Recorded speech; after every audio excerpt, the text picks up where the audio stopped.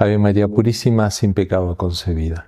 Algunas veces, cuando estamos complicados, con situaciones difíciles, con tentaciones, con desolaciones, en esos momentos nos inspira mucho el acordarnos de ese episodio de San Pablo, cuando él dice que tenía un aguijón en su carne, un ángel de Satanás que lo abofeteaba. Él le pide a Jesús ser liberado de ese aguijón de la carne, pero Jesús le dice: no, te basta mi gracia.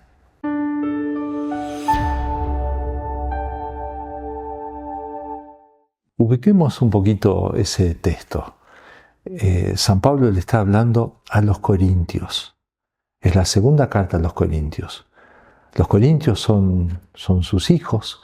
Él, como padre, trata de corregirlos, trata de ayudarlos, a la distancia también acompañarlos, en este caso con una hermosa carta.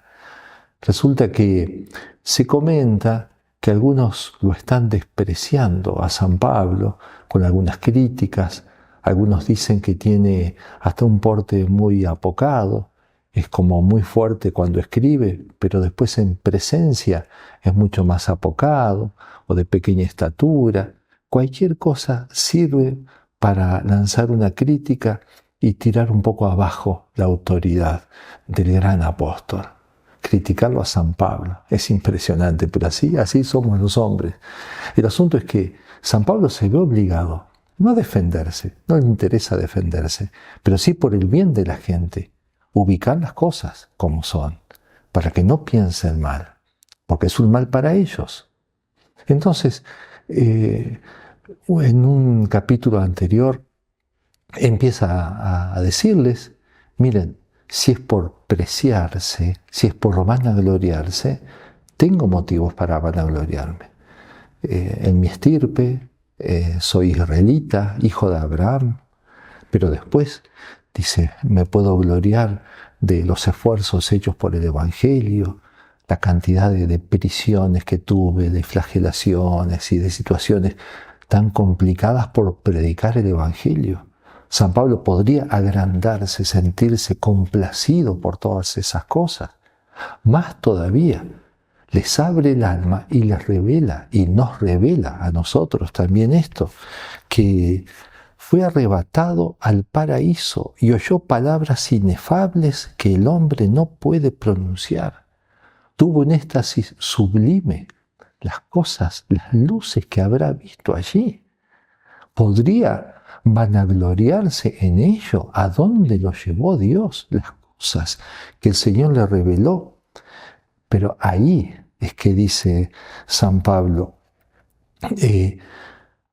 yo, lo que es a mí, me toca esto, gloriarme en mi flaqueza. Y por eso dice, para que no me engría con la sublimidad de esas revelaciones, fue dado un aguijón a mi carne, un ángel de Satanás que me abofetea para que no me engría. San Pablo explica entonces su drama, pero explica también la providencia de Dios con su vida y también con la nuestra. Lo que Dios ha permitido en la vida de San Pablo para que no se agrande, para que no se vanagloríe en cosas que son de Dios, que son dones de Dios. Ese aguijón de la carne con el cual Satanás lo abofetea, dice San Pablo, y que Dios ha permitido. ¿A qué se refiere? No viene al caso ahora hacer análisis muy finos, porque San Juan Crisóstomo, por ejemplo, a él le parecía que ese aguijón de la carne hacía referencia a tribulaciones y continuas persecuciones sufridas por el apóstol. Después San Agustín va a decir que tal vez ese aguijón de la carne haya sido una enfermedad molesta, dolorosa, fastidiosa, que la tenía que sobrellevar en medio de la predicación del Evangelio. También podría ser. Un tiempo después, San Gregorio Magno empezó a hablar más bien que se puede referir a las tentaciones carnales y a todas las tentaciones de la concupiscencia. A partir de ahí, muchos santos y grandes autores especialmente vieron en ese aguijón de la carne la lucha justamente contra las tentaciones carnales.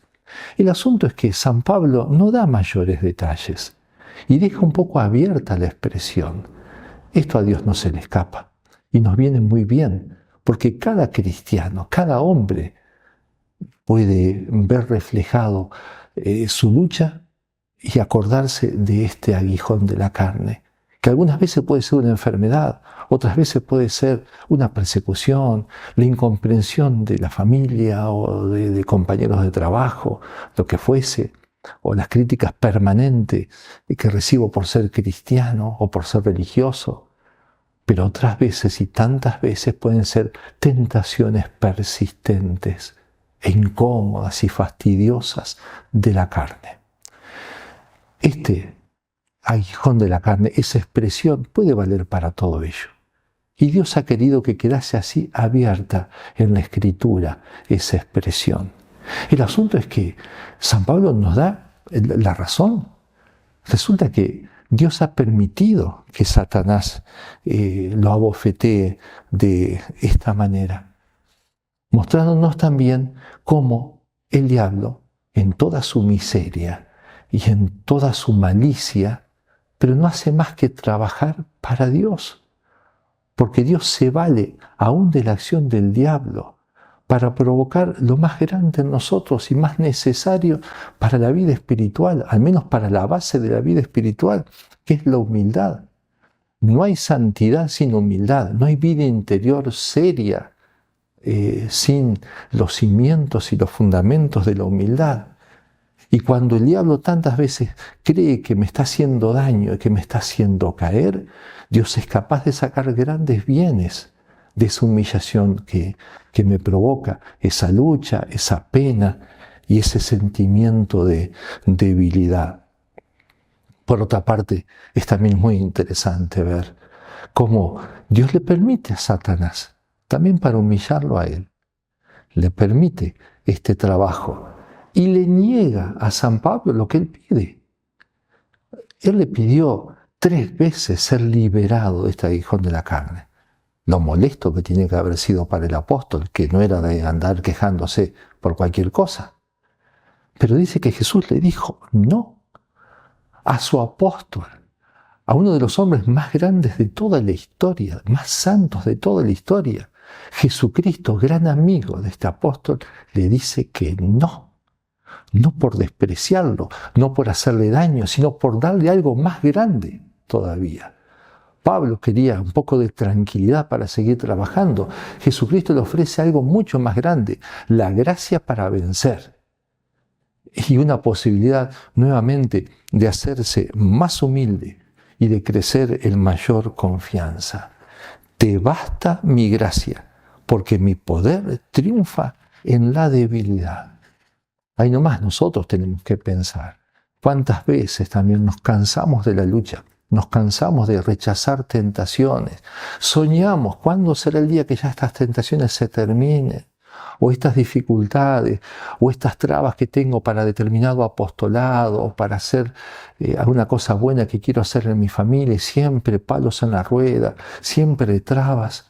Sueño con querer hacer el bien, pero a mi modo, con una cierta tranquilidad, manejando los tiempos y las cosas. Y Dios me dice, no es el modo. Te basta mi gracia, eso me tenés que pedir, en eso tenés que confiar, de eso tenés que estar seguro. La gracia no te va a faltar.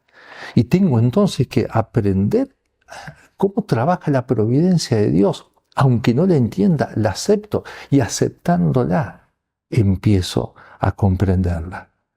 Como decía Orígenes, porque Dios libra de las tribulaciones no cuando las hace desaparecer, sino cuando con la ayuda de Dios no nos abatimos al sufrir tribulación. ¿Y cuál es el trabajo que tiene que hacer San Pablo, del cual va a hablar ahora? Claro que ha trabajado mucho por el Evangelio y por su propia santificación, pero frente a esta negativa de Jesús de quitarle ese aguijón de la carne, Y frente a esa gracia que el Señor le ofrece, el trabajo de San Pablo va a ser no presumir, no vanagloriarse, no complacerse el montón de cosas buenas que él tenía, ni de sus revelaciones, ni de sus esfuerzos y virtudes por el Evangelio, sino que él va a presumir de su flaqueza, va a reconocer su pequeñez, su debilidad, justamente para hacerse más humilde y atraer la complacencia de Dios y la misericordia de Dios, porque Dios da su gracia a los humildes. Lo dice también la Escritura. Por tanto, con sumo gusto, dice San Pablo, con sumo gusto, seguiré gloriándome sobre todo en mis flaquezas, para que habite en mí la fuerza de Cristo. Complacerse en las flaquezas, dice San Pablo. Y después se especifica en las injurias, en las necesidades, en las persecuciones y las angustias sufridas por Cristo. Pues cuando estoy débil, entonces es cuando soy fuerte. Ahí termina de dar la razón, porque su gran negocio espiritual está en hacerse pequeño, en reconocerse pequeño, en no pavonearse por sus esfuerzos y por las cosas buenas que él tiene. A ver, hagamos esto también, esto es para nosotros, lo tenemos al alcance de la mano. ¿Qué es complacerse en algo? Es pensar mucho en ello, sentir alegría por ello. Esa joven se complace en su belleza, se pasa mirando al espejo, viendo fotos de ella o gozando las miradas de los demás. Este estudiante se complace en las buenas notas que ha tenido. Este jugador de fútbol se complace en las buenas jugadas y las mira hasta el cansancio desde uno y otro ángulo. Todo eso no es que sea malo, pero vivir complaciéndose en eso y olvidándose de que todas esas cosas, si son realmente buenas, vienen de Dios, son regalo de Dios. Entonces termina siendo enfermizo estar permanentemente volcado sobre sí mismo, complaciéndose en sí mismo, o lamentándose por las humillaciones y por los fracasos que he tenido y tirándose abajo. Eso no es bueno. San Pablo me muestra entonces que él es capaz de complacerse, o sea, de pensar y de alegrarse muchas veces en su pequeñez, en los límites que tiene, en sus luchas. Miren qué revelador y qué triste también. Esto que dijo Sean Parker, cofundador de Facebook. Creamos Facebook para generar adictos y nos dimos cuenta de la vulnerabilidad del ser humano de ser querido, reconocido y que importa a los demás y crear un like. O sea, cuánta malicia en esta acción, viendo esta debilidad del hombre, justamente de querer complacerse en sí mismo, le facilitaron el modo de complacerse a sí mismo con esta red social. Así funcionamos. Bueno, San Pablo me dice, no es por ahí el camino de la felicidad. Me tengo que complacer en Cristo, me tengo que complacer en Dios, en su gracia. En cambio, yo me complazco en mis debilidades para que en mí resplandezca la fuerza de Dios. Eso es lo que le agrada a Dios, que yo en vez de estar mirándome a mí mismo, o mis músculos, o mis talentos, lo mire a Él. Lo enseña muy bien San Juan de la Cruz, el gran San Juan de la Cruz. Cómo a Dios le gusta, cuando me siento débil, cuando me siento pobre, que mire hacia lo alto, con confianza. Y recuerda lo que dice el Salmo, mis ojos están fijos en Yahvé, que Él sacará mis pies del cepo. Dice San Juan de la Cruz, hacia arriba y no más, que es el oficio que de ordinario hace la esperanza en el alma, que es levantar los ojos solo a mirar a Dios. Como los ojos del esclavo están puestos en las manos de su señora, así los nuestros en nuestro Señor Dios, hasta que se apiade de nosotros, esperando en Él. Así se hacen los santos, aprendiendo a mirar al único de donde nos viene el auxilio. Por eso entonces, en medio de tribulaciones, de tentaciones, de angustias, hasta de fracasos, acordarse del gran San Pablo. ¿Dónde está su grandeza? En reconocer su pequeñez, en permitirle a Dios que se luzca con su gracia, dándole fuerzas para vencer las tentaciones. Eso mismo también lo quiere hacer el Señor con nosotros, firmes en la fe.